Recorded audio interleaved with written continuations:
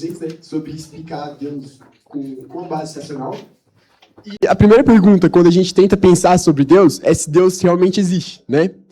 E como que a gente pode pensar nisso de maneira racional? Aí vai entrar a teoria de um dos maiores doutores da igreja, que é São Tomás de Aquino, e ele é conhecido por ser um dos maiores pessoas que converteram pessoas. Combateu o ateísmo, né? E uma coisa importante para ressaltar é que para você não acreditar em Deus, você tem que ter mais fé. E isso eu vou explicar mais para frente. Mas começando explicando Deus pela razão, a gente entra na primeira via de São Tomás de Aquino, que é a primeira e a segunda via, que são extremamente interligadas, que é a via do movimento e a via da causalidade. O que elas basicamente dizem é que, por exemplo, para eu pegar esse apagador e mexer ele, precisou ter uma força e uma causa. Então, ele não se moveria se ele estivesse aqui e nenhuma força fosse aplicada sobre ele, nenhuma coisa exercesse uma vontade sobre ela. Então, o princípio de todas as coisas é que houve, primariamente, uma força que resolvesse e tinha uma causa para mover essa coisa. Então, isso não vou entrar muito, mas é basicamente isso. Não sei se deu para entender muito. Deu alguém que aqui explique mais? Deu para entender? Tá.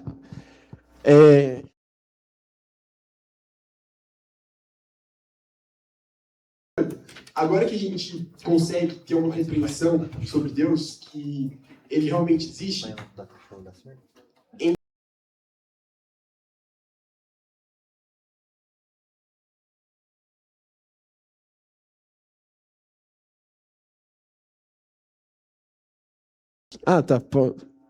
Pode deixar. Certo. Aí, como a gente pode conhecer Deus? Esse é o primeiro. Para a gente conhecer Deus, a gente saber que ele existe e que ele está presente, está dentro do nosso meio, dentro da nossa vida, a gente tenta perceber ele nas mais sutis coisas. E antes de entrar nesse tópico e explicar mais a fundo, eu gostaria de explicar a natureza do ser humano. Essa é uma teoria, ela não tem, a Igreja Católica, ela não pega e puxa muito no pé disso, não se aprofunda muito nisso, mas basicamente no ser humano, ele foi criado conforme a imagem e semelhança de Deus. Nisso, ele foi bom, nasceu bom, certamente. Só que chegou um certo momento em que o estado de comunhão com Deus foi quebrado, por conta da desobediência do ser humano, que foi quando ele cometeu o pecado original, que Adão e Eva comeram do fruto proibido. Nisso, o ser humano foi castigado, e a sua alma foi manchada, a sua essência foi manchada com o pecado original, que nada mais é do que a desobediência. O pecado original, ele acaba sendo limpo. Todos os pecados acabam sendo limpos depois, quando Jesus Cristo paga por nós com seu sangue. Porém, a gente ainda fica meio que com um defeito de fábrica, com um lado inclinado pro erro, inclinado para pecar.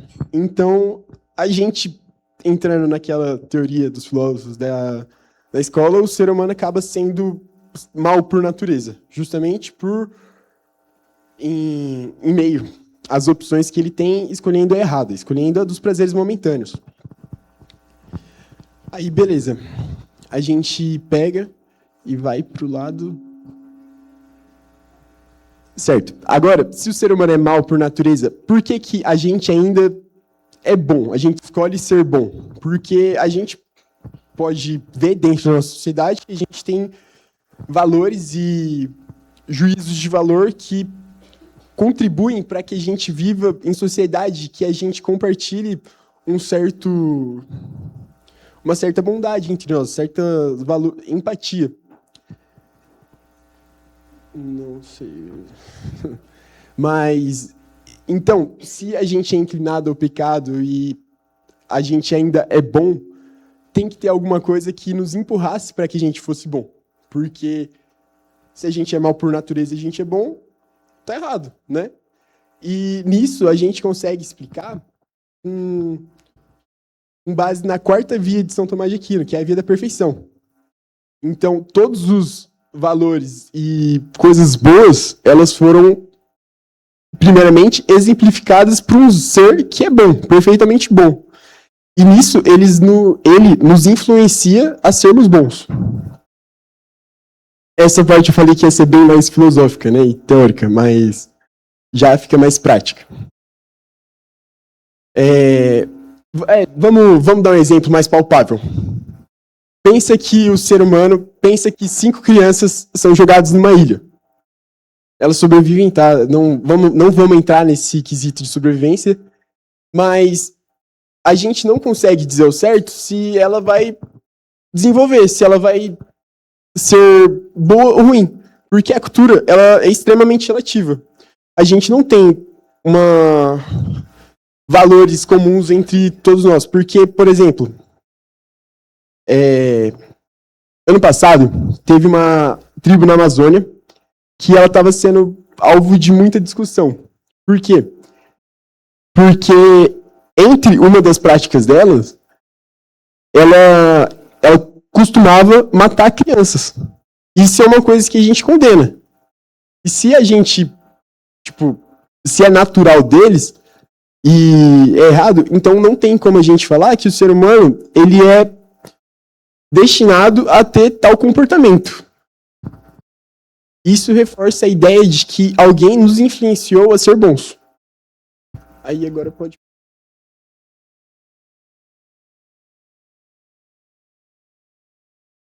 Então, essa influência de ser bom, Santo Agostinho, que é outro doutor da Igreja Católica que diz muito sobre e argumenta muito sobre a razão junta com a fé, é que cada vez Deus é a fonte de todo bom, fonte de toda graça. Quanto mais bom nós formos, mais cheios de graça nós seremos. Então, a nossa bondade, ela diz em relação ao grau de proximidade com Deus que nós temos.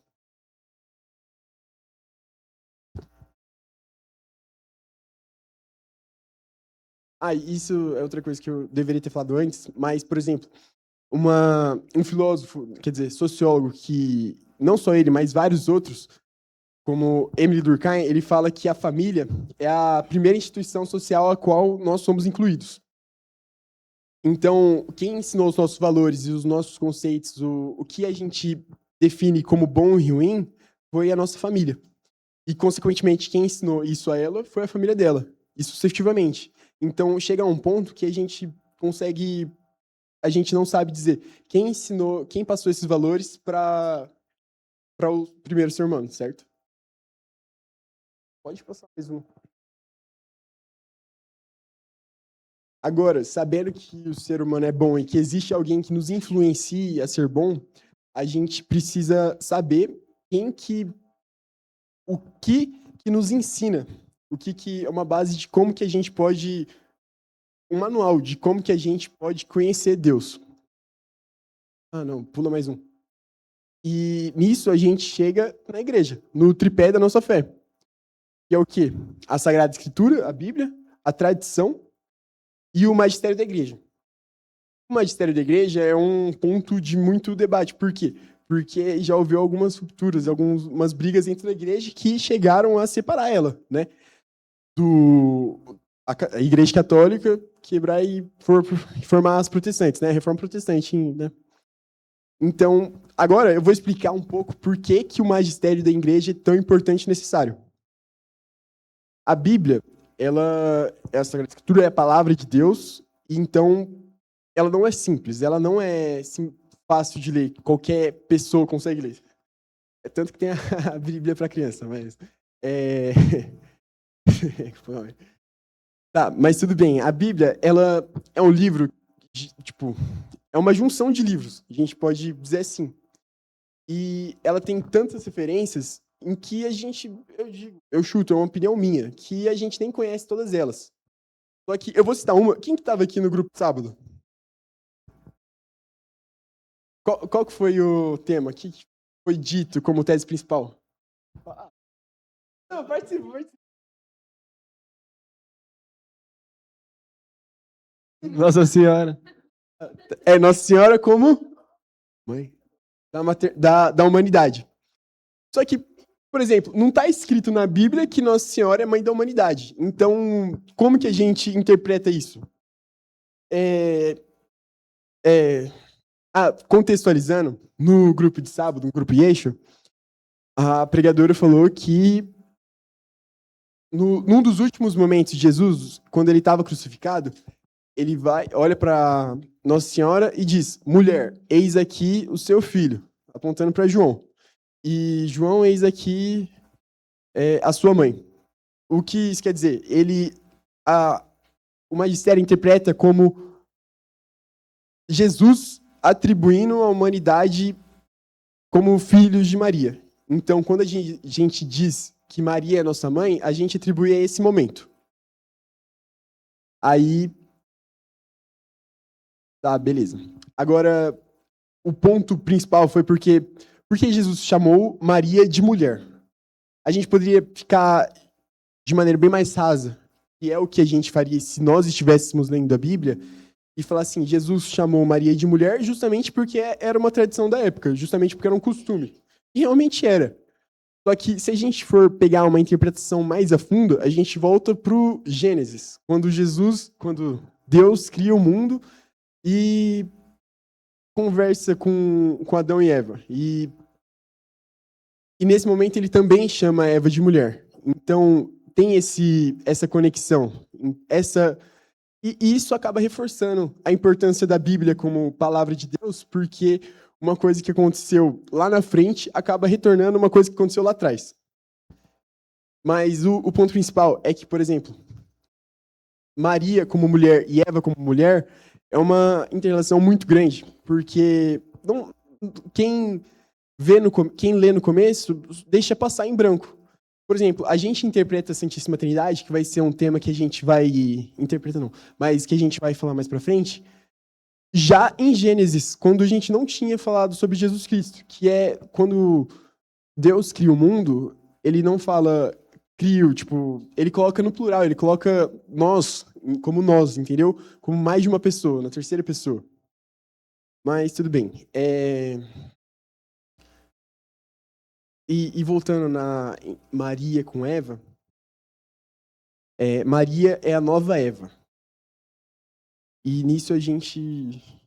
Peraí, eu vou dar uma colinha aqui, tá, pessoal? Mas. Deus, ele castiga o homem e castiga Eva quando ele descobre que eles comeram do fruto proibido. Então, qual foi o castigo? Para Adão, ele falou assim: você vai comer o pão com o suor do seu rosto. Ou seja, ele amaldiçoou os homens a trabalharem e tirarem da terra o que eles forem comer. E a mulher, o que ele castigou? Ele castigou a sofrer as dores do parto. E mais uma coisa lá. Tá, mas tudo bem, o principal é essa. E ele também faz uma profecia, a Eva, falando que ela vai ser inimiga eterna da serpente. E que eles brigariam por todo o século. A mulher, Eva, derrotaria a serpente. E a serpente machucaria o calcanhar da mulher. Isso a gente consegue fazer uma relação lá no futuro quando fala que a mulher pisaria na cabeça da serpente. Agora, o negócio mais louco é que de Gênesis a gente vai para Apocalipse, que tem uma passagem que João diz a mulher do Apocalipse. A mulher luta contra o dragão, alguma coisa assim. Mas que diz justamente isso, que uma mulher sofrendo das dores do parto, luta contra o dragão e vence. E seu filho sai vitorioso. Não sei se lembra mais alguma coisa para alguém aqui, mas é bem semelhante com a história de Jesus. Mais um.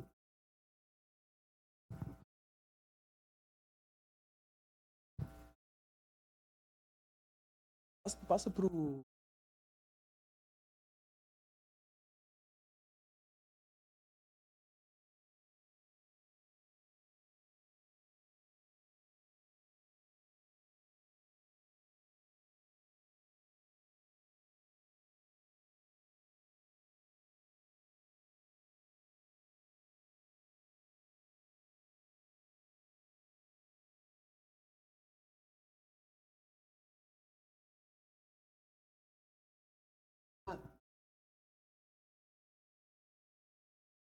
em relação ao magistério da igreja, a gente também tem, voltando à complexidade da Bíblia, algumas denominações protestantes, elas dizem que Jesus chegou a ter irmãos e que Maria teve outros filhos, né? Maria não foi virgem depois que ela teve Jesus. E isso se prova errado porque é uma interpretação errada. Do grego, nós temos duas interpretações da Bíblia. Uma delas vem do grego. E a palavra usada que os protestantes dizem ser irmãos é uma tradução bem ampla da palavra. E a gente pode ver que essa palavra ela foi usada em outros momentos da Bíblia para referir a pessoas que a gente vê pela árvore genealógica que não são irmãos. Então, o magistério está presente por causa disso, porque o ser humano, nós não somos inteligentes o suficiente para entender toda a complexidade da Bíblia. Beleza. Falei sobre o magistério, falei sobre a Bíblia e sobre a tradição. Tá. A tradição, a importância dela é que ela faz com que a nossa religião ela se torne uma religião viva, ela seja uma religião viva. Por quê? Porque o nome da nossa igreja é o quê? Igreja Católica Apostólica Romana. Apostólica por quê? Porque ela vem do apóstolo Pedro.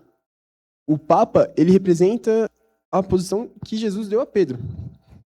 E também todos os bispos, eles representam os apóstolos.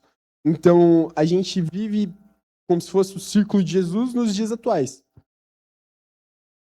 E essa tradição serve para também manter a igreja junta, unida, porque tem muitos valores que não são ditos na Bíblia que a gente deve aplicar à nossa vida. E são esses valores que faz com que a nossa fé se mantenha viva. Outro ponto que a gente consegue provar a importância da tradição é que até 300 depois de Cristo, quando Constantino ele permitiu com que o cristianismo, que o catolicismo ele fosse uma religião aceita, que ele deixasse de castar todos os fiéis, muitos fiéis foram mortos e caçados. Por quê? Por uma mentira? Ninguém morre por uma mentira. Então, o sangue dessas pessoas, ela está na nossa religião e ela eleva isso na tradição. Aí, passando a palavra para o João Miguel. Essa parte eu falei que ia ser meio chata e eu não sei se vocês conseguiram entender muito bem. Então.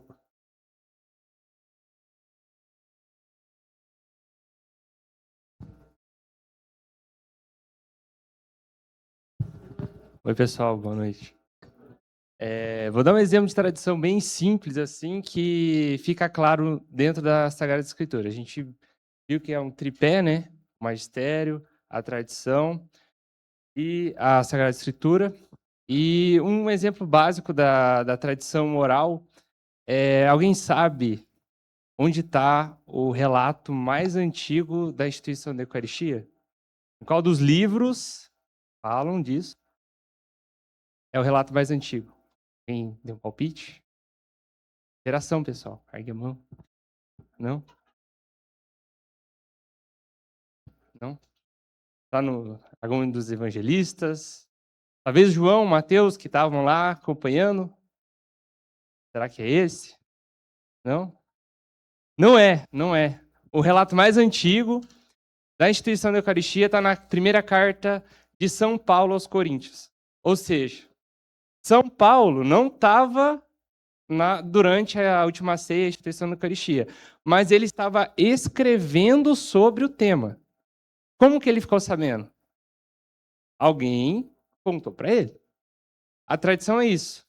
A gente foi perpetuando a tradição oral. São Paulo ouviu, foi lá, escreveu. Esse é o relato mais antigo que a gente tem da instituição da Eucaristia. Depois os evangelistas vão escrever e tal. Mas ali é um exemplo claro, que a tradição oral sustenta muito da nossa fé. Se a gente jogar fora a tradição oral, a gente acaba perdendo muito. Por exemplo, as cartas de São Paulo traz muito disso. Entendeu? Ficou claro um pouco o que é a tradição na prática? Que daí ficou refletida na escrita. Então, está dentro ali da parte das Sagradas Escrituras. E a interpretação disso, o magistério que traz. Beleza?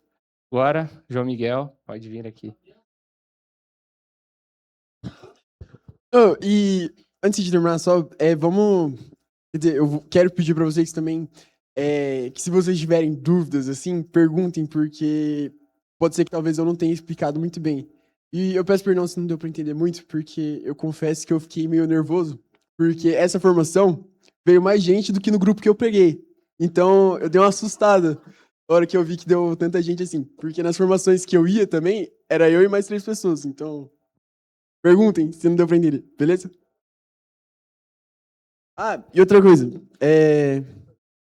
Depois falem, porque dá pra perceber o jeito de cada formador de ensinar. Do mesmo jeito que dá pra ver mesmo os jeitos diferentes que os professores dão aula, né? Então, se... Só dei um feedback, fechou? Valeu. Pode ir. Deus abençoe, obrigado. Oh! Benedictum omnipoteum. Gente, boa noite aí a todo mundo. Vocês estão bom?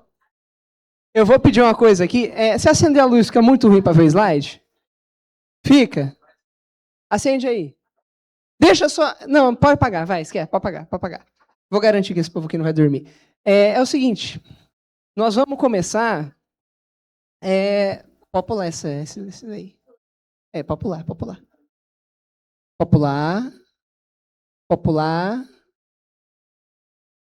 Pronto, obrigado. Gente, é o seguinte. Para quem não sabe, meu nome é João Miguel. Tá? É minha primeira formação, então estou um pouco nervoso. Só deixa eu me organizar aqui rapidão, 2 minutinhos.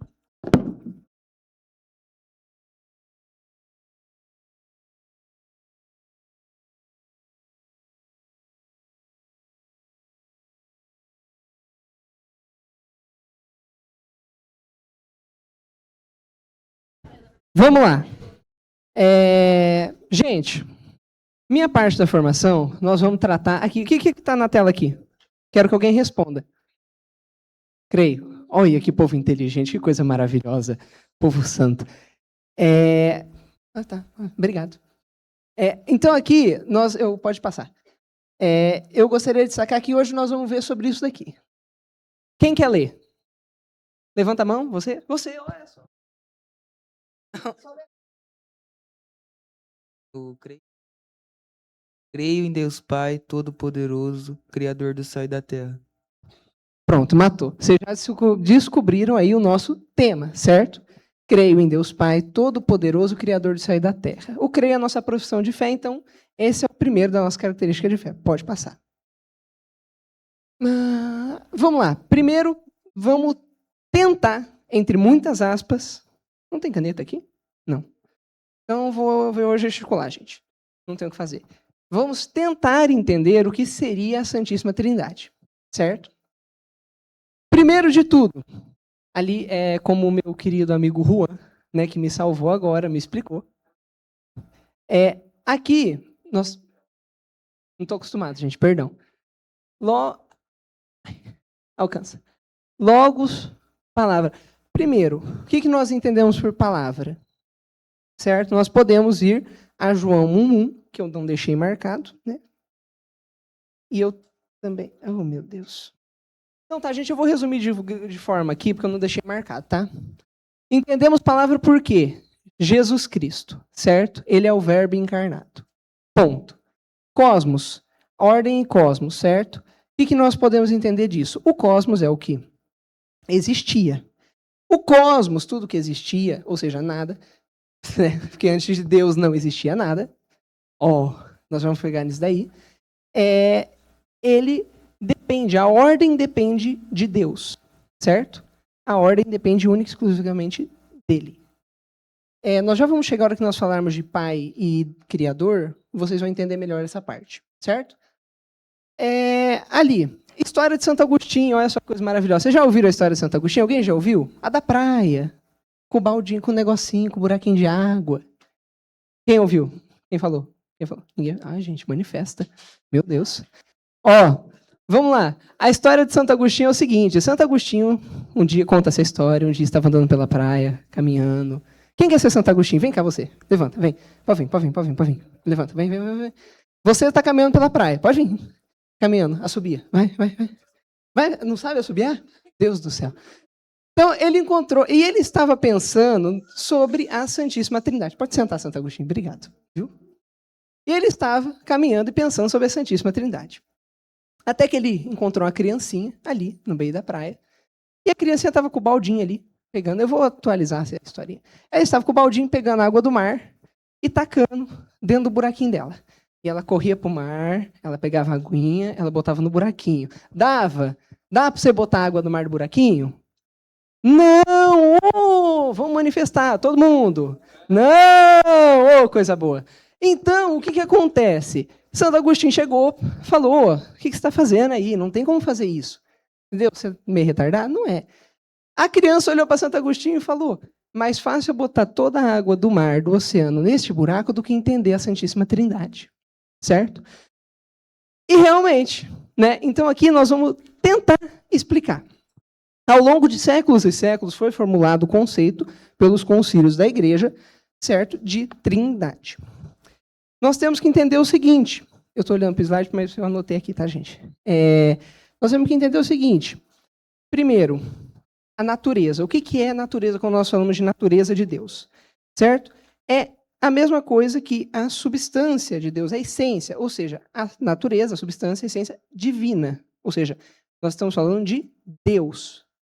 Quando nós falamos de pessoas, as três pessoas, nós estamos nos referindo às pessoas da Santíssima Trindade de modo distinto. Ou seja, o Pai, o Filho e o Espírito Santo. O Pai não é o Filho não é o Pai, o Filho não é o Espírito Santo não é o Filho, o Espírito Santo não é o Pai e o Pai não é o Espírito Santo. Contudo, todos são Deus. Todos são Deus, todos compartilham da mesma natureza. É um só Deus. Nós não adoramos três deuses diferentes. É um só Deus, que se manifesta em três pessoas. É uma natureza. Certo? Aqui. O que nós podemos entender agora com o que está escrito ali? Reflexo do amor, cada pessoa é Deus por inteiro.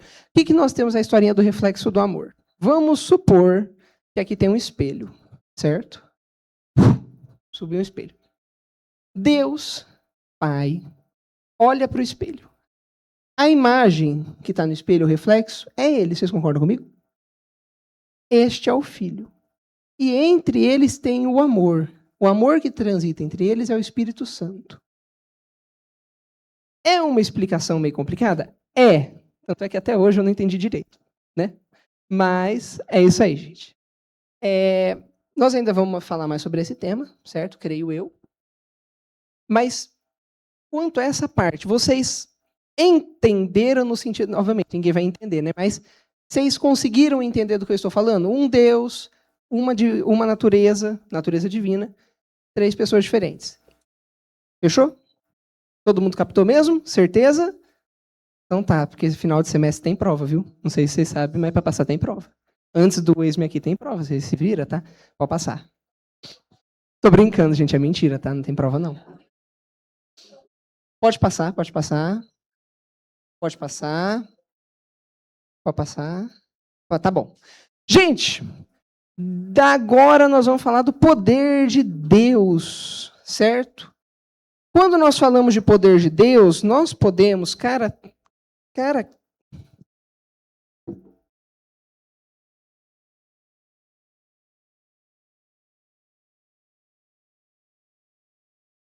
Mais fácil, pronto. Nós podemos, não é atribuir porque a gente não atribui nada a Deus, né? Ele é. Mas nós vamos falar agora de três que podemos considerar características, certo? Deus sendo onipotente, onipresente e onisciente. E não tem luz para mim ler. Então eu vou ficar de costas para vocês. Tá? Vamos lá. Primeiro nós vamos entender a onipotência, certo? Gente, eu quero tirar uma dúvida com vocês. Qual que é a maior prova da onipotência de Deus? Que ele é o Todo-Poderoso.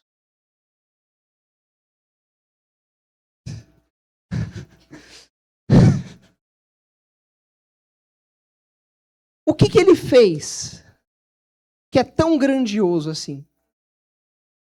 Obrigado. O que falaram? Responderam aqui. A criação, o tudo. Deus criou tudo. Vocês querem prova maior do que a criação? Não, isso, obrigado. Gente, só dele ter criado. Você consegue criar alguma coisa na tua vida?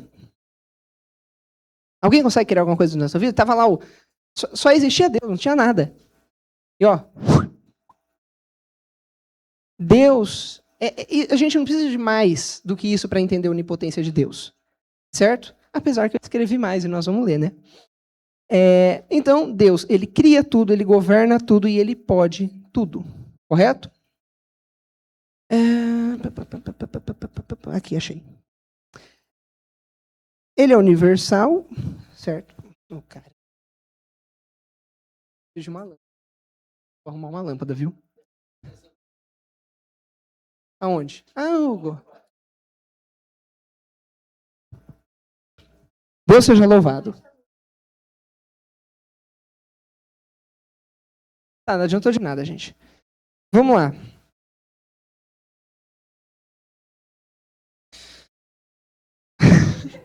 A onipotência de Deus, ela é universal, certo? E ela se manifesta de modo misterioso na fraqueza. Inclusive, cadê? Eu separei o versículo aqui. Quem está com a Bíblia, se quiser abrir, pode abrir, viu? Mas é bem rapidão, então nem precisa tanto. Certo?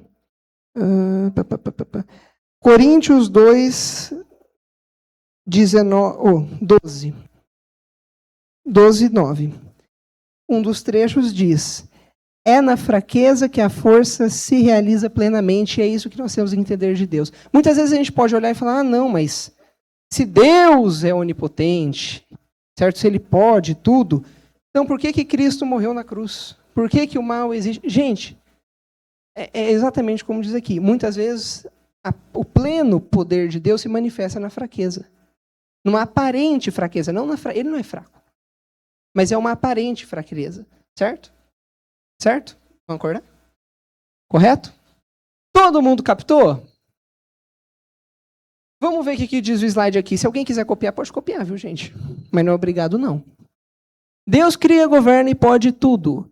Existe o não poder? Não. Certo? Porque como é que, se ele pode tudo, não existe algo impossível. Certo? Concordam comigo? Concordam comigo? Eita glória. Igreja. Vamos lá, gente. Aí nós vamos partir para a segunda parte, que é a onipresença. Por ser o Criador, ele está presente em tudo, no mais íntimo da criação, no mais íntimo de cada criatura. Não precisa, meu amigo. Deus abençoe. Gente, como assim? Vamos lá. Vamos supor que... Quem aqui quer ser engenheiro, arquiteto, não sei, qualquer coisa assim? Então tá, vem você, pode vir. Vem. Você levantou a mão, pode vir. Não, eu vou ir até você, pode ficar. Me diz seu nome. É Laura. A Laura, ela quer ser arquiteta? Engenheira. Vamos supor, eu não sei se é engenheiro que projeta a casa, é engenheiro que projeta a casa? Ou arquiteto? Então tá, arquiteto. Gente, vamos lá, o arquiteto, ele foi lá, pegou o terreno, projetou a casa. Dentro da casa, ele botou ali um negocinho escondido, um cômodo escondido, botou uma parede na frente, ninguém vai saber que existe, certo? Deus, ele é o Criador, certo? Ele, dentro deste exemplo, seria o arquiteto. Então, Deus, ele vai olhar, ele sabe de tudo e tudo. Ou seja, tudo da criação, tudo da criatura. Então, por exemplo, você acha que você esconde algo de Deus? Você esconde algo de Deus? Não. Exatamente, porque ele conhece a criatura. O arquiteto, ele conhece a casa que ele construiu. Se você largar um arquiteto numa casa toda escura, com um cômodo, às vezes tem um cômodo ali numa porta trancada, selada, que você mesmo, o dono da casa, não sabe. Mas o arquiteto sabe porque foi ele que projetou. Então tem coisas na tua vida que Deus sabe e você não sabe. Por quê? Porque você é burro. Tá? Nós seres humanos somos limitados, a nossa cabeça não entende. Ok? Vamos lá. Deixa eu ver. Estou passando, gente, peraí. Então, Deus ele é infinito, certo? Tudo que existe está em Deus. Concorda comigo? Aleluia, igreja. Então, se tudo está presente em Deus, ele está presente em tudo, certo? Se ele criou, ele está ali no íntimo de cada coisa, no mínimo detalhe. E, por fim, nós temos a onisciência de Deus. Aqui tem a divina providência, mas nós já vamos falar da divina providência. Como eu disse, o arquiteto, ele sabe de tudo. Logo, se ele sabe de tudo, ele está presente em tudo. Estes três elementos, eles são intimamente relacionados. Então, se o arquiteto sabe de tudo, ele sabe de tudo que está acontecendo na tua vida. Agora, peraí, gente, perdi aqui. Segurei. Eu acho que eu pulei uma página. Um instante. Não, a que eu rasguei, ela já tinha passado, foi da Trindade. Depois eu vou guardar bonitinho.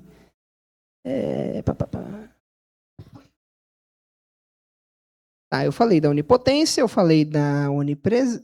Eu falei da onisciência. Estou falando errado, gente. Vocês têm que me avisar, sabia? Estou retardado hoje. Primeira formação não estou tão bom, não. Então, vocês entenderam a parte da onisciência, ou seja, ele sabe de tudo o que está acontecendo. A onipresença é o mesmo pique. Então, por exemplo, se tudo está em Deus, ele sustenta tudo, ele está logicamente presente em tudo. Isso é uma questão lógica. Certo? Correto? Ô, povo animado! Isso aí, gente. Amanhã tem aula. Então, de modo geral, nós podemos entender de que forma. Peraí, gente, eu tenho que acelerar porque a minha companheira também tem que fazer um negócio. Então, de modo geral, ele é onipotente porque ele demonstrou já a sua onipotência para a gente, pela criação. Ele é onisciente, pois criou. Ele é onipotente, pois criou. Ele é onipresente, pois criou. Ele sabe de tudo, ele tem poder para tudo e ele está presente em tudo. Então não ache que você vai lá, está no seu quarto, não tem ninguém ali. Deus está ali. Certo? Pode passar, por favor. Gente, coitada, senta na cadeira. Que dó, eu estou vendo você sentada aí no chão, que dó. Vamos lá, gente, Criador. Certo? Passou minha página aqui, o caderno. Gente, vamos lá. Criador. Quem criou o universo? Quem criou tudo? Povo inteligente. Certo? No princípio, Deus criou o céu e a terra. Onde diz isso, igreja? A Bíblia, no Gênesis. Depois nós vamos ler. Quem trouxe a Bíblia? Quem trouxe caderninho? Povo inteligente, dá orgulho de ver, né? Vamos lá. Então, Deus ele é eterno. Ele pôs começo ao tudo. Não existe nada antes de Deus. Certo? Deus ele é eterno. Deus começou tudo. Deus criou tudo. Certo? E somente Deus é o Criador. Certo? Então não vai falar, não, foi Deus e o Juan. Não foi Deus e o Juan. Entendeu? Apesar que foi muito esforço para criar aquilo ali. Né? Te amo, tá? É amor. Então nós temos que entender isso. Tudo existe e depende dele, pois foi ele que criou. Aí, eu vou perguntar uma coisa para vocês. Quem criou tudo? Foi Deus. Foi Deus sozinho, correto? Correto? Povo animado. Mas qual das pessoas que criou? Foi uma sozinha? Foi duas? Responde aqui, por favor. Foi o pai. Você acha que você... Não. Vamos lá, gente, respondendo a pergunta do meu amigo. Parabéns pela coragem. Qual que é o seu nome? Lucas, parabéns, Lucas. Deus abençoe. Mas, para a infelicidade do Lucas, ele está errado. Certo? Quem cria é o... Eu vou ler aqui certinho, gente, porque eu catei do catecismo, eu não quero falar besteira. Rapidão, tá?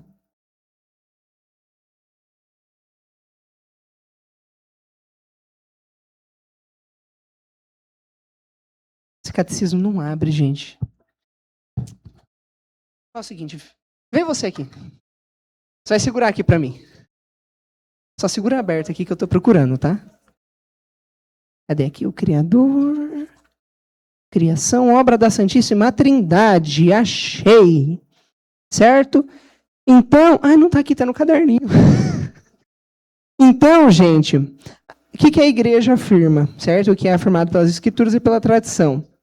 A ação criadora é de Deus Pai, é do Espírito Santo e é do Filho. Certo? Um exemplo que é interessante de botar é como se o Pai, como se o Filho e o Espírito Santo... Pode apagar, obrigado, Vic, te amo. Deus abençoe. É como se o Filho e o Espírito fossem as mãos do Pai na criação. Certo? Correto. Vamos lá. Próxima a ação do Filho e do Espírito, ela é insinuada no Antigo Testamento e... Perdão. Ela é insinuada no Antigo Testamento e revelada na Nova Aliança. Certo? Então, eles são inseparáveis do Pai da criação. Deus criou como um todo. Certo? Então, é obra comum da Santíssima Trindade. A criação ela é obra comum. O que significa ser obra comum? Oi. Vamos acordar, prestar atenção. Obra comum significa que Deus, como Trindade, as três pessoas juntas, como Deus, sendo Deus, a natureza divina, criaram tudo. Certo? Agora, por que Deus criou o universo? Por quê? Alguém sabe a resposta? Por que Deus criou? Alguém? Ninguém, gente? Para. Por quê? Porque Deus, ele é amor. Deus, ele é a graça. Então, aqui, Deus criou tudo não para enriquecer a sua glória. Também amo vocês, tá, gente? Deus abençoe. Deus, ele não criou tudo para enriquecer a sua glória. Deus, ele criou tudo para compartilhá-la com a criação. Deus é tão bom, tão bom, tão bom, que ele nos criou para vivenciar junto a dele o seu amor e sua glória. Então, Deus não criou a gente para engrandecer a ele. Ele criou a gente por amor. Ele criou tudo por amor e para compartilhar a graça. Então, Deus não chegou e falou assim, tá vendo? Eu que criei você. Olha como eu sou todo poderoso. Olha que coisa maravilhosa. Não foi isso, certo? Deus, ele cria por amor e para compartilhar este amor. Certo? Então, o que mais? Aí ele tem escrito, Deus, ele cria sem matéria. Ou seja, Deus não precisou de uma matéria para criar o universo. Ele não tinha lá um quadro negro, um gizinho de cera, um gizinho, giz. Né? Ele não ficou escrevendo, desenhando. Não, ele não precisa de matéria para criar. Ele cria porque ele pode. Ele é Deus, ele é todo poderoso. Entenderam? Entenderam? Sim, nós vamos ficar fazendo isso toda vez. Até vocês pegarem. Então, divina providência. Agora eu vou precisar que alguém segure o catecismo para mim. Quem quer segurar o catecismo para mim, pode vir. Obrigado, pessoa santa, abençoada. Segura o microfone aqui rapidão, só para mim abrir.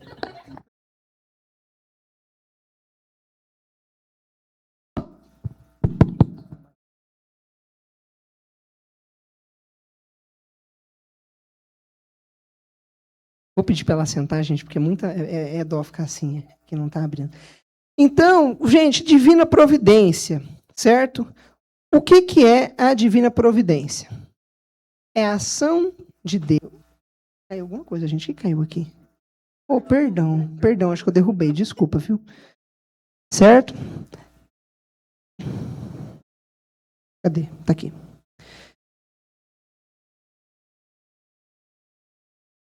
Eu ia pegar o celular, mas tudo bem. Que dó, gente. Perdão, calma, gente. Rapidão. Certo? Então, a divina providência, ela nada mais é do que, assim, vou falar grosso modo para simplificar para vocês, tá? Seria, como é que eu posso falar? Eu vou querer fazer de uma forma simples. Seria a ação de Deus nas nossas vidas, certo? Para nos guiar ao caminho correto, certo? Então, eu vou falar aqui, a dignidade é agirem elas mesmas causas, princípios uma das outras, e assim cooperarem para o cumprimento do seu desígnio, certo? Então, é praticamente isso, é Deus agindo na vida da humanidade para guiar ela ao seu propósito final, que é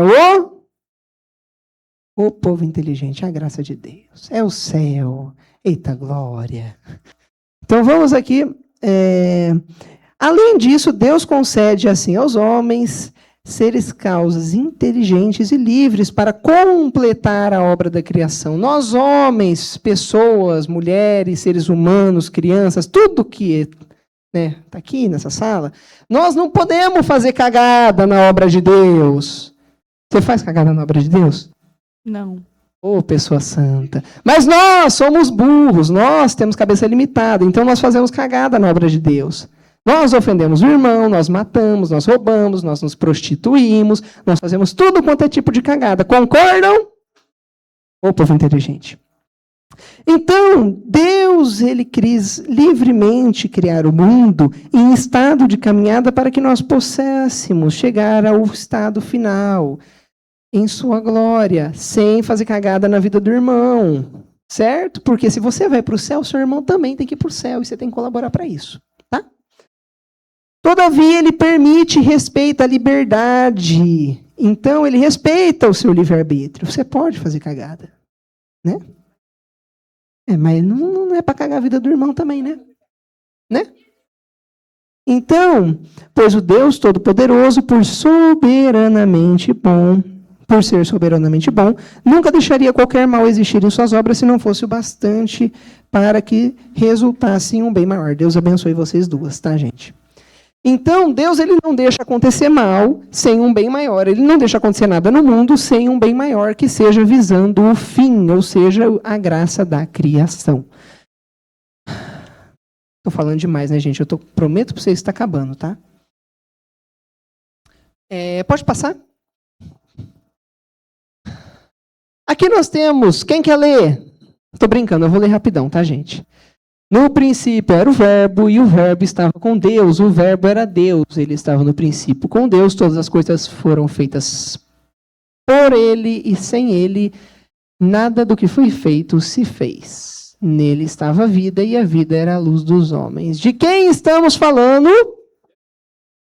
Jesus Cristo, segunda pessoa da Trindade, Deus. Oh, coisa bonita! Certo? Então, aí nós reafirmamos a questão da ação conjunta e comum da Trindade na criação, certo? E tudo foi criado por e para Jesus, Filho de Deus, certo? Pode passar. Eu vou complementar essa parte na outra. Agora nós vamos falar, gente, de céu e terra. Céu e terra passarão, mas sua palavra não passará. O quê? Não, todo mundo. Não. Vocês não conhecem, gente. Que isso? Pelo amor de Deus, é cultura. Tá? Vamos entender, então, os anjos. Tem anjos voando nesse lugar. Tá bom, gente. Nossa, vocês estão bem desanimados, viu? Achei bem desanimado. Eu acho que dá para melhorar, tá? Então, vamos entender os anjos. Anjos são uma função de servidores e mensageiros de Deus, natureza espírito. Ou seja, anjo não tem corpo, ele não vai aparecer na tua frente. Você não vai tocar o anjo, entendeu? Você não vai. Anjo, eles são espíritos. Eles são pessoas. Não são humanos, mas são pessoas. Certo? Livres, imortais, ou seja, eles também tomam decisão. E um exemplo da maior decisão de um anjo, nós podemos tirar quem? Lúcifer, ô povo ruim. Então, nós podemos analisar que Lúcifer, como um anjo, foi criado para servir a Deus, certo? Aqui como diz, criado perfeitamente, mas pelo orgulho se rebaixou, certo? Então, anjos também têm a decisão deles, eles têm a sua liberdade. Aqui fala de Maria, ó, coisa boa. Maria foi criada menor do que os anjos. Maria é anjo? Não, Maria é ser humana, certo? Só que pela sua humildade ela foi elevada como rainha dos céus. Pode passar. Não, peraí, volta, rapidão. Ah, não, pode passar mesmo, pode passar, tá certo. Tá certo. Então agora nós temos a hierarquia dos anjos. Os anjos, sem olhar no slide, são divididos em quantos coros celestes? 3, ô povo inteligente, né? Então nós temos os serafins, os querubins e os tronos no primeiro coro. Eu vou pegar aqui do meu caderninho que está melhor explicado. Eu não trouxe água. Tudo bem. Então, anjos, certo? Serafins, querubins e tronos. Tronos são a justiça divina. Eu vou falar de modo bem resumido, tá, gente? Serafins são os adoradores de Deus, aqueles que estão presentes na graça, ali contemplando a Deus. Certo? E os querubins, sabedoria, guardam a árvore da vida. Alguém tem uma água? Pelo amor de Deus, eu estou morrendo aqui na frente. Segura meu microfone aqui rapidão.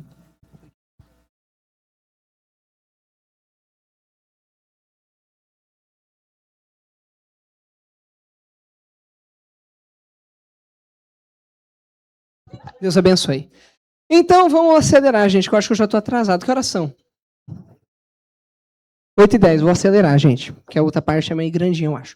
Então, o segundo coro, eu vou ler do slide mesmo, tá, gente, que está bem resumidinho. No meu eu tinha toda uma explicação, mas vou acelerar para vocês não ficar aqui até meia-noite. Dominações são os outros submissos pelos que recebem. Dominações representando governância. Certo? Virtudes, forças, potestades, poder. Esse é o segundo coro. Acho que dá até para a gente fazer uma musiquinha depois, viu, gente? Vocês engajam? Quem falou não?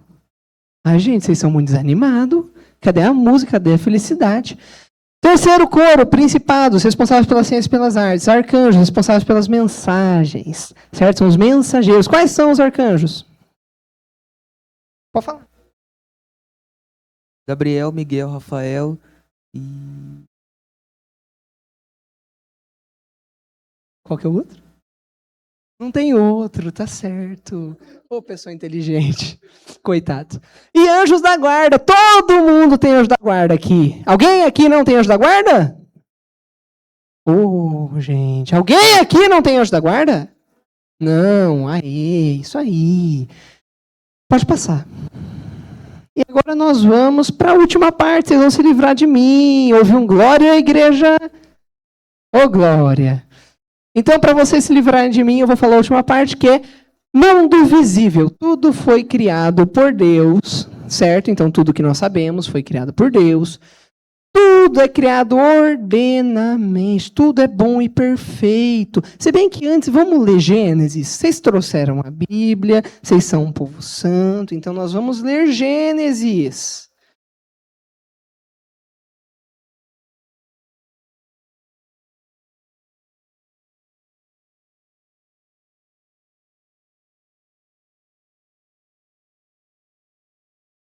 Procurem aí, Gênesis 1. Olha só, tá fácil de descobrir.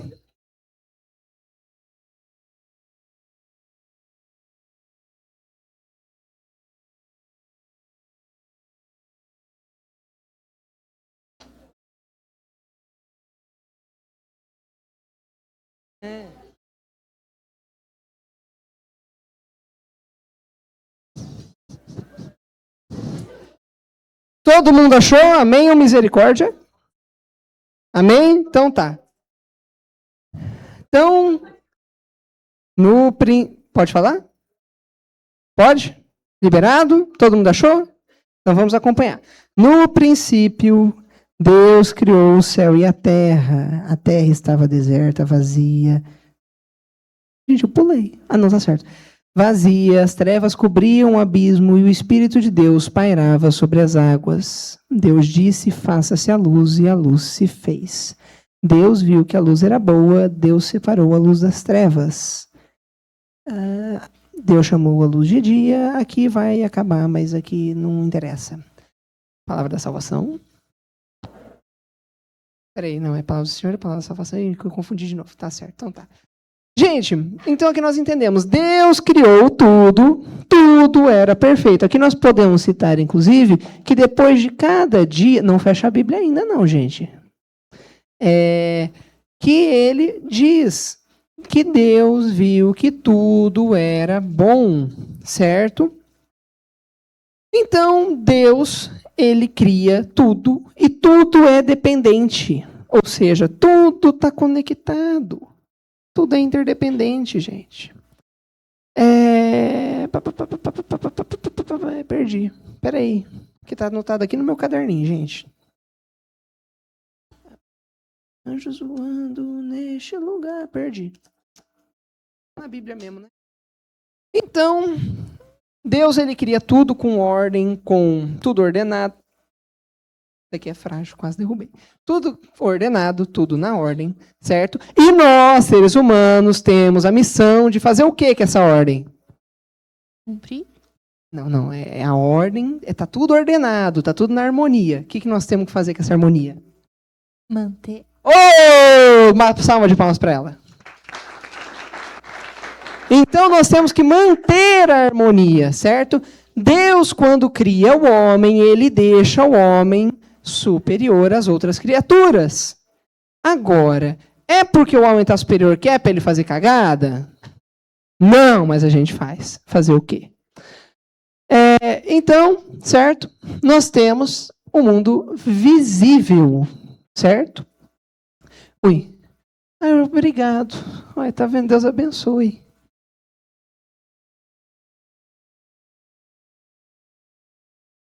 Já vou encerrar, tá, gente?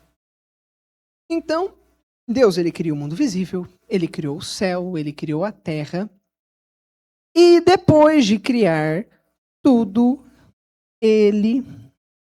Peraí. No sexto dia, Deus disse: produza a terra seres vivos segundo suas espécies, animais domésticos e animais pequenos e animais selvagens, segundo suas espécies. E assim se fez. Deus fez os animais selvagens segundo suas espécies, os animais domésticos segundo suas espécies, e todos os animais pequenos que do chão segundo suas espécies. E Deus viu que tudo era bom. Então, Deus disse: façamos o humano à nossa imagem e segundo a nossa semelhança, para que domine os peixes do mar, as aves do céu e os animais domésticos, todos os animais selvagens e todos os animais que se movem pelo chão. E assim Deus criou o ser humano. Aqui nós vamos entrar na minha querida amiga Isa, que vai vir explicar para a gente, né? E foi isso, gente. Vocês sobreviveram à minha primeira formação. Muito obrigado. Tá? Deus abençoe todo mundo. Tá na mão.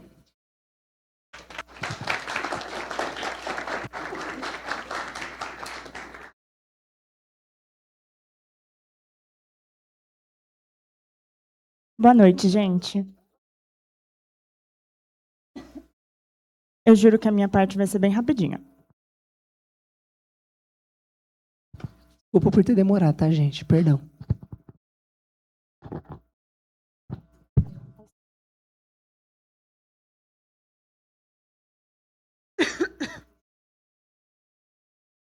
Gente, vamos lá. Então, eu sou a Isa. Deus criou o homem. E o que é o homem? O homem, ele é a junção da alma e do corpo. O que é a alma? A alma é o mundo invisível. O corpo é o mundo visível, que a gente acabou de explicar. E essa junção deu origem a Adão e Eva. Quem são Adão e Eva? Literalmente, eu fiz essa pergunta para as minhas crianças da catequese e elas me responderam. Então, vocês me respondam também. Quem é Adão e Eva? Sim, os primeiros homens criados. Adão e Eva foram criados à imagem de Deus. E Deus concedeu a Adão e Eva 2 dons.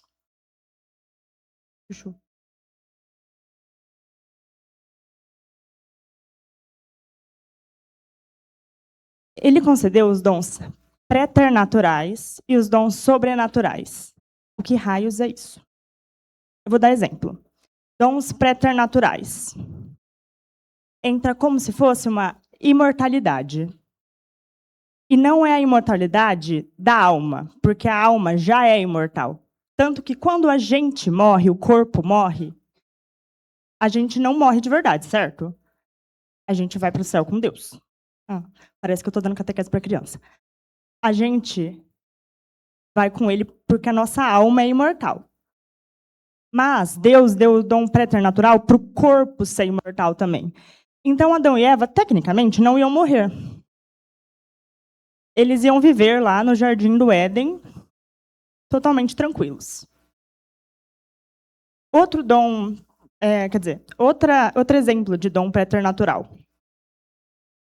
O domínio das paixões. Isso a gente comentou lá no Amoriza. Foi a pregação da Cônia, eu acho. Que foi a parte das paixões, o amor sobre as paixões. E Adão e Eva, eles não tinham esse problema de ficar com a paixão terrena. Eles não tinham isso, porque Deus tinha dado para eles o domínio. Então, eles não ficavam nervosos ou totalmente alucinados quando viam um chocolate na frente deles. Eles tinham um domínio sobre isso. Além disso, além dos dons preternaturais, Deus deu também o dom sobrenatural. O que é o dom sobrenatural? Alguém sabe? Alguém?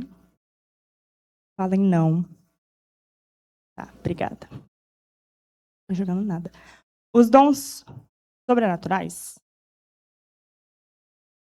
é um pouco mais complexo. É literalmente a presença do Espírito Santo em si. Então, é como se Deus estivesse realmente habitando ali o corpo de Adão e Eva. Era uma relação muito íntima com Deus. E eles tinham isso. Adão e Eva tinham isso com Deus. Então Deus criou eles, manteve lá, só que ele fez um pedido. Um pedido para Adão e Eva. Ele fez esse pedido como uma forma de perceber o carinho que Adão e Eva tinham com eles. Então, assim, qual foi o pedido que Deus fez? Quero uma resposta, por favor. Não comer do fruto proibido. Foi a única coisa que Deus pediu para Adão e Eva. Lá no jardim, ele deu 1 milhão de árvores para eles, 1 milhão de comidas, 1 milhão de animais, o que eles quisessem. Eles só pediram para eles não comerem desse fruto. E aí, o que aconteceu? Quem não conhece a história de Adão e Eva, Eva foi um dia passear e ela encontrou uma serpente. Quem era a serpente? Exato. E aí, o demônio, ele tem uma inveja muito grande de nós. Porque Adão e Eva, como eu falei, eles tinham um contato muito íntimo com Deus. E isso depois eu vou comentar também. Mas teve a queda dos anjos, tudo. E nisso, Lúcifer estava irado. Porque Deus tinha criado homens. Deu um monte de coisa para pessoas. Tipo assim, a gente não tinha nada. Adão e Eva não eram nada comparado a Lúcifer, que era um anjo. E ele ficou com o quê? Inveja. Aí ele foi lá, atiçou Eva, falou, come desse fruto. Por que não? Vocês já têm tudo. O que vocês não têm? Vocês não são ele. Vocês não são Deus. E aí, Adão e Eva cometeram o primeiro erro deles. Eles quiseram ser como Deus. A gente pode tudo. Só que a gente tem que entender o nosso lugar. A gente é criatura. A gente não é criador. Então, nesse momento, no momento em que Adão e Eva ignoram totalmente o pedido de Deus, comem da fruta, é aí que dá o start. E a gente tem o começo do pecado e tudo mais, que é o famoso pecado original. Mas isso a gente vai falar um pouquinho depois também. Mas, enfim. A partir do momento em que eles comem o fruto, eles morrem. Só que eles morrem de corpo, eles morrem de alma. O que morre ali é o estado de graça de Adão e Eva. E é aí que começa o nosso problema. Porque aí, ao invés da gente ter tudo o que Adão e Eva tinham, a gente nasce com a descendência deles, que é o quê? O pecado original. Então, assim, é uma droga. A gente já nasce diretamente pecando. A gente tem essa descendência de Adão e Eva. E a gente tem sempre que lembrar disso. Porque, assim, foi uma coisa ruim? Foi uma coisa bem ruim. Só que aí tem um campo teológico que eles falam da felix culpa. O que é isso? O que é felix culpa?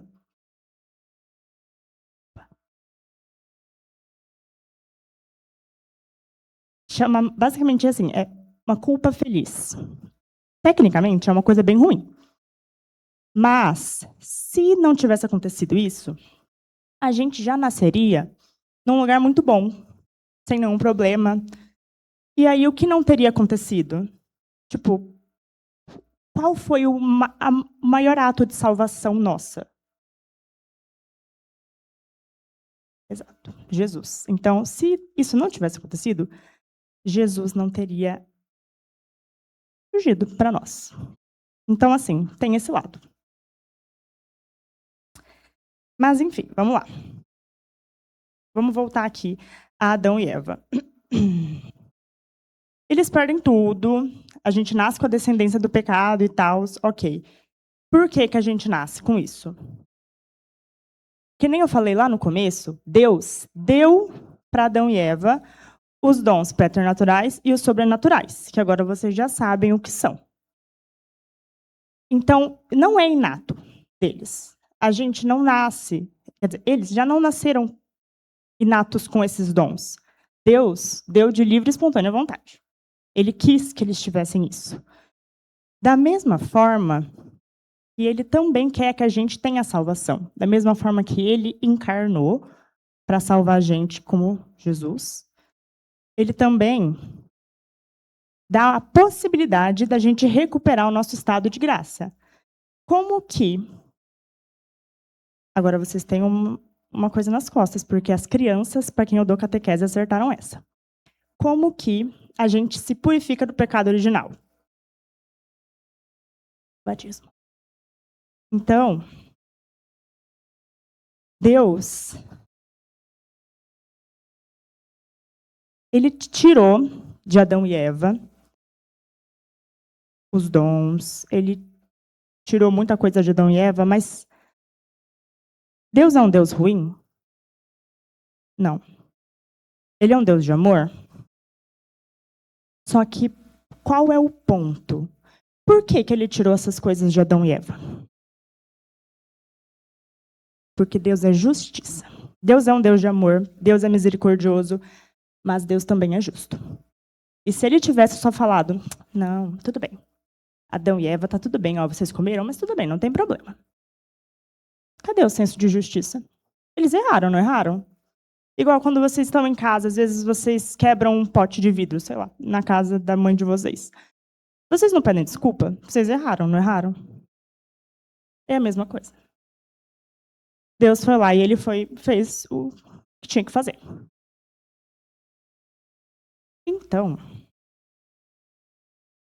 o ponto é, existem coisas ruins que acontecem pra gente? Por quê? Porque Deus é justo.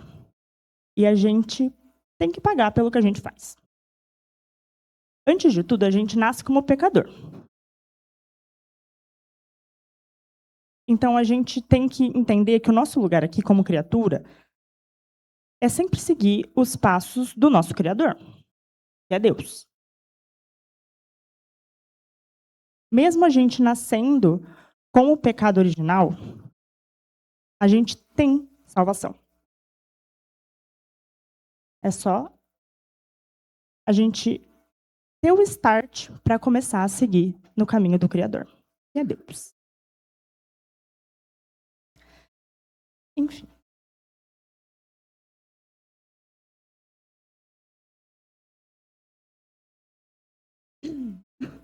Bom, mas eu vou continuando só para não alongar muito aqui. Vamos lá. Já falei dos homens, Adão e Eva, perfeito. Eu vou agora só fazer um parênteses, que é sobre a queda dos anjos, que não foi comentado. A gente já comentou da hierarquia dos anjos, tudo, como que funciona, quem são quem, enfim. Mas aconteceu a queda deles. Como que foi? Pode passar. Pode passar.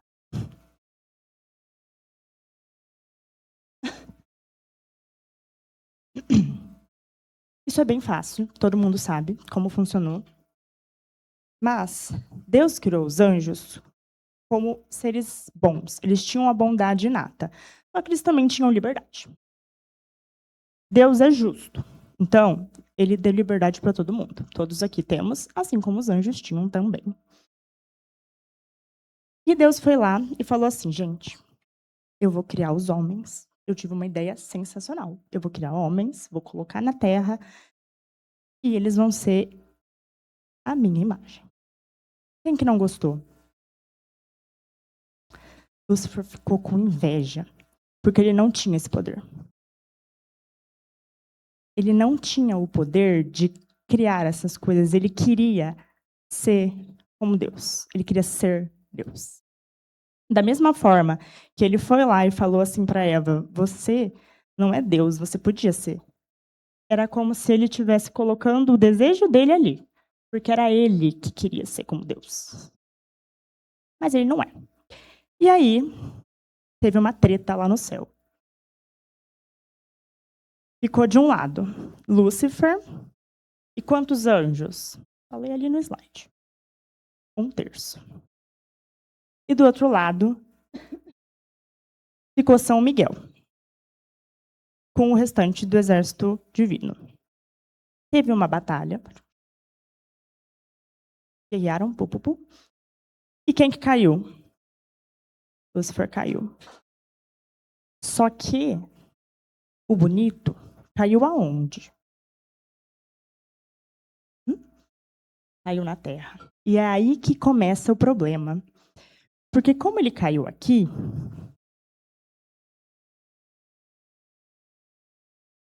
ele tem muita inveja da gente. E aí ele gosta do quê? O que ele fez com Eva? Ele gosta de atiçar. Então é aí que entra. Depois eu volto. É aí que entra a parte do pecado. É aí que entra o nosso problema, o nosso maior problema, que é o quê? O que a gente é? Pecador. É aí que entra o negócio da gente pecar. E pecar. E pecar. Porque pecar é bom. Incrivelmente, pecar é bom. A gente tem prazer nisso. E é por isso que a gente é idiota. É por isso que a gente continua pecando. A gente sabe que é errado. Todo mundo aqui sabe que pecar é errado? A gente sabe. Mas a gente continua. Porque a gente tem aquela pulguinha atrás da orelha que fica falando. Continua. Aquele momento em que a gente sabe que a gente tem que rezar no dia e a gente fala, eu vou deixar para depois. E aí passa o depois. E aí vira outro dia, outra semana, e a gente esquece. Mas enfim, para começar a parte do pecado, que é a última parte, eu prometo, já está acabando. Eu vou abrir, vocês não precisam abrir, que é bem pequenininho, mas eu vou abrir na primeira carta de João, capítulo 3, no versículo 4, que fala exatamente do pecado. Eu vou ler aqui para vocês. Está bem escuro. Todo aquele que comete o pecado pratica a iniquidade, pois o pecado é a iniquidade. Vós sabeis que ele o manifestou para tirar os pecados, e nele não há pecado. Todo aquele que permanece nele não peca. E todo aquele que peca não o viu nem o conheceu. Palavra do Senhor. Então tá. O que é o pecado, gente? Alguém sabe? Eu não quero um super conceito. Eu quero que vocês falem o que vocês acham que é o pecado. O que é o pecado para vocês? Deixa eu ir desse lado. O que é o pecado para vocês? Contra a palavra de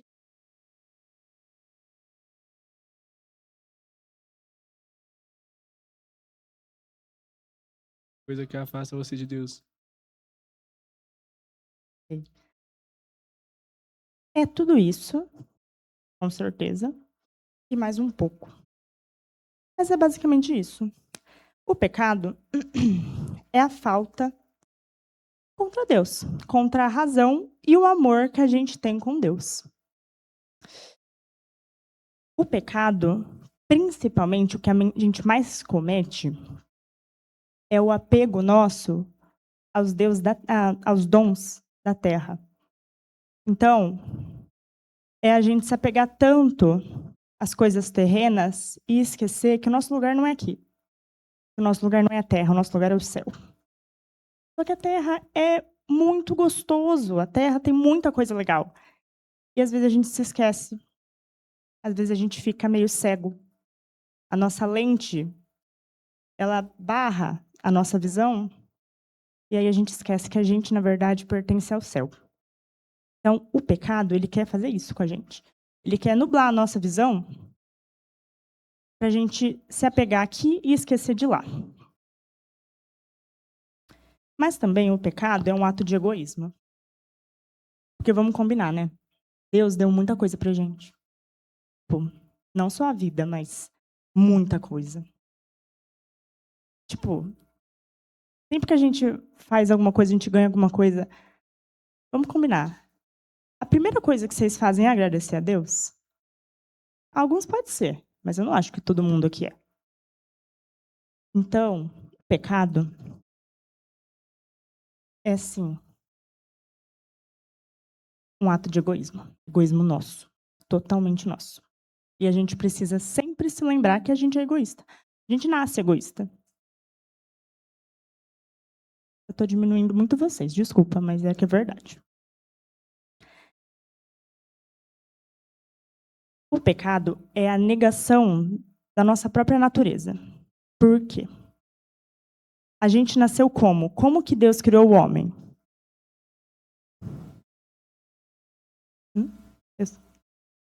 A própria imagem dele, certo? Então, se ele criou a gente na própria imagem dele e a gente faz tanta coisa errada, tipo, não faz sentido, certo? A gente devia ser como ele. E a gente não está sendo. Eu falo por mim, eu não estou sendo. Eu erro muito. Todo mundo aqui erra. Voltando, porque a gente é pecador. Mas, enfim. Agora eu não enxergo o que eu preciso. A nossa natureza é de criatura. Então, a gente foi criado pelo Criador, que é Deus. Deus é um Deus de amor. Então, a gente foi criado para amar. Amar por amor. O que isso significa? A gente foi criado para amar por Deus. Porque Deus é amor. E a gente não faz isso. Os 2 primeiros mandamentos. Quantos mandamentos são? Obrigada. Os 2 primeiros mandamentos, eles basicamente são um grande resumo dos 10 mandamentos. Qual que é o primeiro mandamento? Eu não vou colocar o microfone para ninguém, eu quero escutar. Amar a Deus sobre todas as coisas. E qual que é o segundo mandamento? Exato. Esses são os mandamentos mais importantes. Por quê? Eles tentam nos guiar para longe do pecado. amar a Deus sobre todas as coisas significa que a gente vai amar o próprio Criador, que é o amor. Então, se a gente ama alguém, a gente quer ser como essa pessoa. E se a gente quer ser como Deus, a gente quer tentar não pecar. Então, isso é o que mais nos aproxima de uma vida sem pecado. Certo? Sim, tá, obrigada. Tá acabando, eu prometo.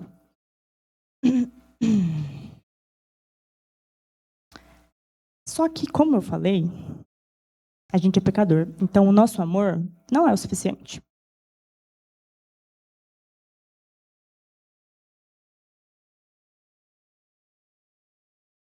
A gente tem um caráter egoísta de criatura para criador. Então, a gente não respeita o que nos foi dado. A gente peca. E isso só nos afasta. Vocês entendem que, tipo assim, o pecado só nos afasta do Criador? E quem que criou o pecado? Quer dizer, criou não. Quem que nos afasta? Quem que nos incita a pecar? Isso parece muito bobo, parece uma besteira. Só que, pô, coloca na cabeça isso. Se o pecado é uma coisa ruim, por que a gente faz?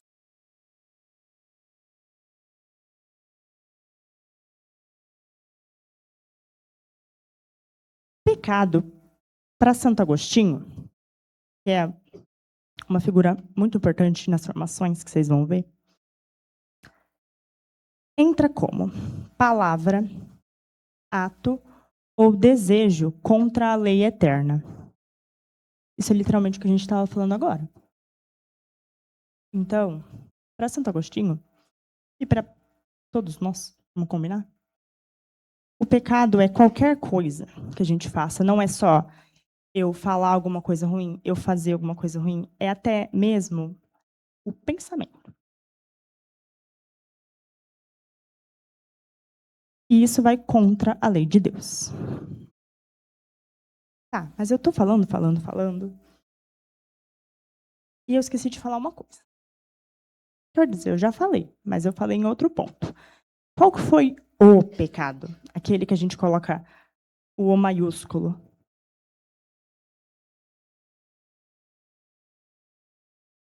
Não, o pecado principal. Qual que foi o pecado? O pecado... É que eu não queria falar a palavra, mas qual que foi o pecado original? Foi o primeiro momento em que a gente desrespeitou Deus. Então, eu já falei disso. Falei lá quando eu estava falando dos homens. Esse foi o start, certo?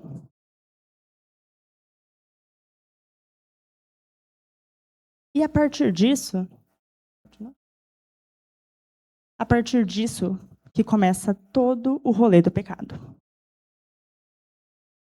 O pecado, então, ele vai fazer a gente ficar com muita felicidade fazendo, porque coisa ruim é coisa boa. Vamos pensar assim. Vou pular um pouco. Uma coisa que vocês conhecem, os 7 pecados capitais. Todo mundo aqui conhece. Enfim, isso já é famoso. Quero que vocês falem para mim quais são os 7.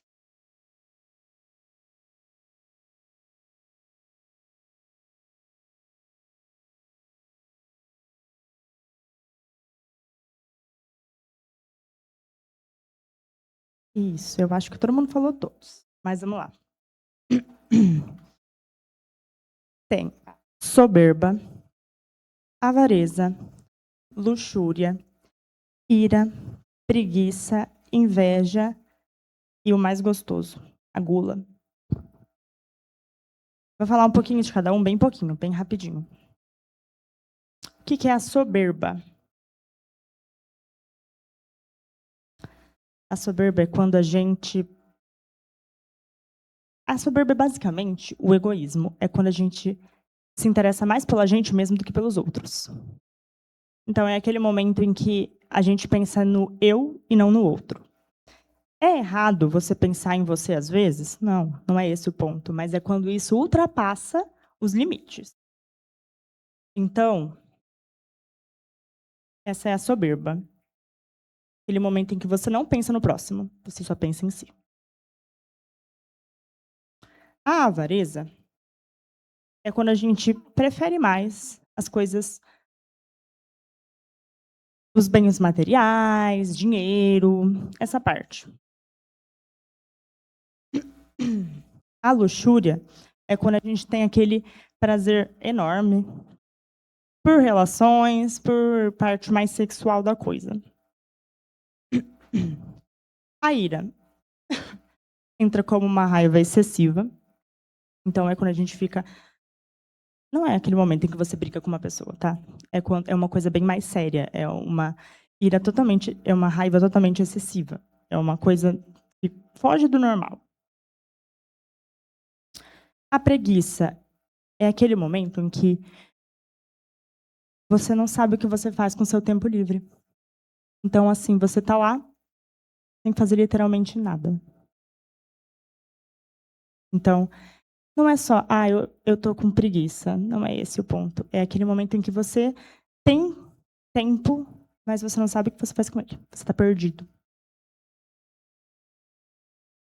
A inveja é quando você não deseja o bem da outra pessoa. E aí você... Vamos pensar assim, você tem aquele amigo que ganhou um carro do pai dele de graça. Tipo, o pai dele deu para ele o carro zero. Ao invés de você falar, nossa, que top, vamos dar uma volta. Você quer que ele bata o carro. Porque você tem inveja, porque você não ganhou aquele carro. Claro que foi um exemplo muito esdrúxulo, mas é basicamente isso. Algumas pessoas deram uma risadinha, então às vezes eu acho que essas pessoas já pensaram isso. E a gula é o prazer excessivo em comer coisas, enfim, mais dessa parte. Esses são os 7 pecados capitais que a gente mais conhece, mais fala. Esses são os mais famosos. Mas aí tem outros tipos de pecado. A gente já falou de um, que é o pecado original, que é aquele que a gente já nasce com ele, é a nossa descendência, Adão e Eva, e a gente se purifica dele com o batismo. Também tem o pecado voluntário. E aí entra em pecado venial e pecado mortal. E eles tem uma linha muito tênue entre a diferença desses pecados. O pecado pessoal, ele é um pecado que a gente faz contra Deus. A gente já conversou sobre isso. Todo pecado é contra Deus, certo? Porque daí a gente entra no mérito de não respeitar aquilo que o Criador deu pra gente. Mas também a gente peca quando a gente faz algo contra nós mesmos. Pecado não é só quando a gente pensa em fazer algo contra Deus. Ou a gente, às vezes, nem pensa. Entra também quando a gente pensa em fazer algo contra outra pessoa e contra nós mesmos. Por quê? Está na base. A gente foi criado à imagem de Deus. Então, se a gente faz alguma coisa contra o nosso amigo ou contra nós mesmos, a gente está ferindo Deus. Aí a gente entra nos pecados, que a gente já conversou. Venial e mortal. Tá acabando, eu prometo. Pecado venial são aqueles pecados que têm um caráter um pouco mais leve. É um pecado, é um erro, mas é um pouco mais leve. O pecado mortal, ele já tem um caráter mais grave. E para ter o pecado mortal, você tem que ter 3 pontos. Você tem que ter consciência que você está fazendo isso. tem que ter o seu consentimento e tem que ter um caráter grave. O que é ter um caráter grave? Basicamente é como se você estivesse ferindo os 10 mandamentos. Então, o pecado mortal não é aquele pecadinho que você faz todo dia. Não é igual eu dei aquele exemplo de, não vou rezar hoje, não vou rezar amanhã. Não é isso. Ele tem um caráter bem mais grave. Tanto que é difícil de você ser perdoado de um pecado mortal. O pecado mortal, para você ser perdoado, como vocês acham que você é perdoado de um pecado mortal? Só uma confissãozinha?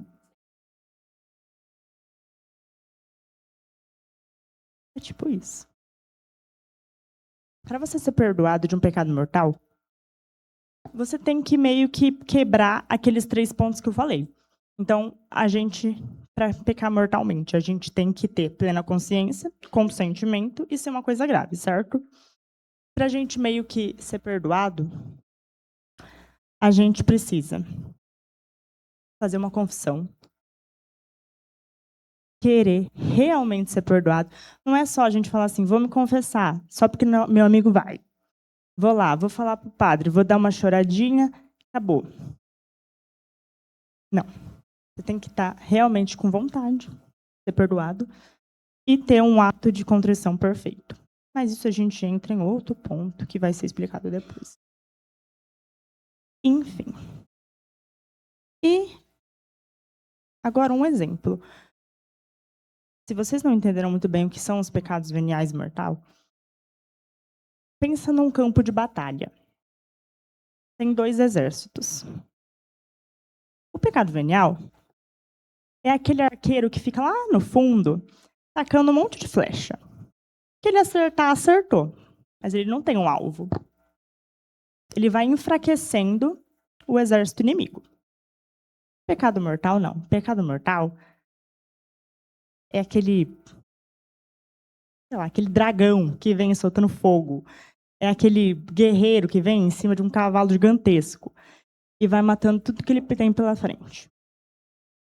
O pecado mortal, ele fere muito mais do que o pecado venial. Só que o pecado venial fere aos poucos. Então, é isso que tem que tomar cuidado. Porque às vezes a gente fala, eu não pequei mortalmente. Só que às vezes é esse pecado venial que você está fazendo todo santo dia que está te afastando.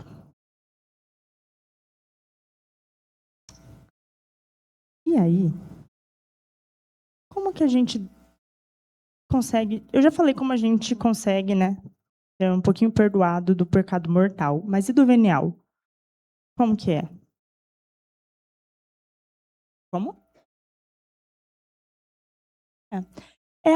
É igual eu falei, tipo, o pecado mortal, a gente tem que quebrar aqueles 3 pontos. O pecado venial é a mesma coisa. A gente tem que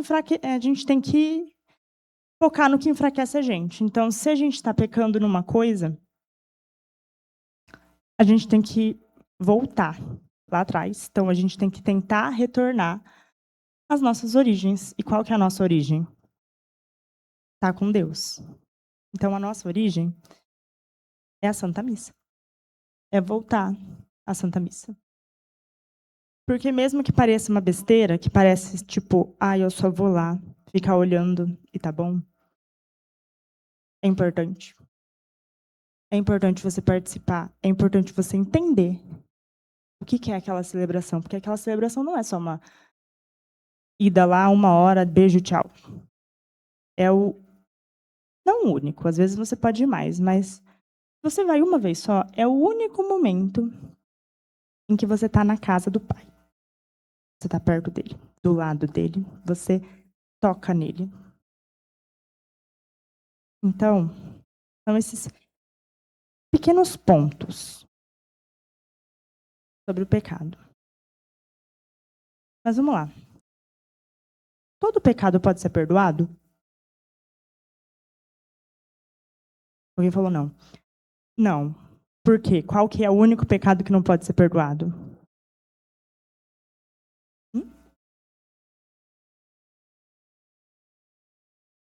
Isso. Aí entra o pecado. Quero voltar. Volta lá no que eu falei lá no começo. Quem não estava dormindo, volta. O que eu falei lá no começo? Deus deu 2 dons para Adão e Eva: preternaturais e o sobrenatural. O que era o sobrenatural? O Espírito Santo. Então, o único pecado que não é perdoado é quando a gente peca contra o Espírito Santo. E como que a gente peca contra o Espírito Santo? É a gente falar: não gosto de Deus. É isso? Não é isso. A gente peca contra o Espírito Santo quando a gente se fecha, quando a gente perde esperança em Deus. Quando a gente fecha o nosso coração para Deus, quando ao invés da gente falar: não, tudo posso nele, eu estou passando por uma coisa ruim,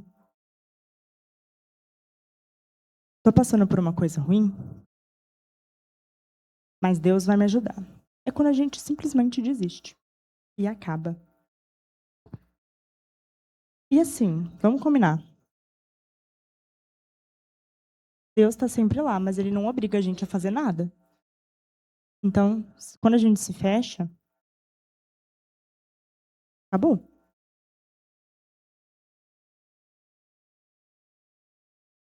Da mesma forma, Deus não obriga a gente a aceitar o perdão dele.